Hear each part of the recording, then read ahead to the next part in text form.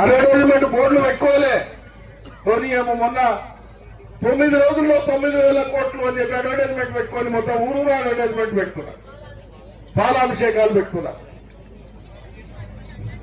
రుణమాఫీ నేను చెప్పింది 49,000 కోట్ల రూపాయలు రుణమాఫీ చేస్తామని చెప్పారు.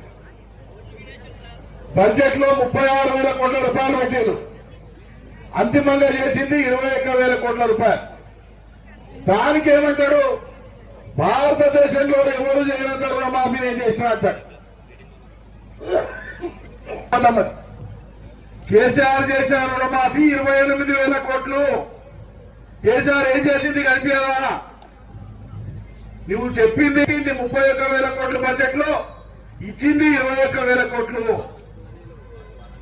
అంటే సగానికి సగం కూడా అయ్యలే. సమావేశం జరుగుతున్నాయి కానీ అనేక మంది రైతులు సొసైటీల వాళ్ళు వచ్చి రుణమాఫీ కాని వివరాలని కలిసిపోయినారు. ఇందాకే మనం ప్రచారం చేసుకోలే.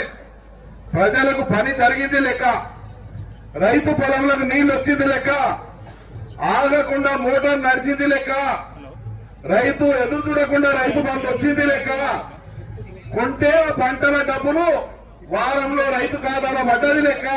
ఇది చూసినాం మనం. వీళ్ళలాగా ప్రచారాలు చేసుకోలే. కానీ ప్రజలు నేను ఇంతకుముందు చెప్పినట్లు కేవలం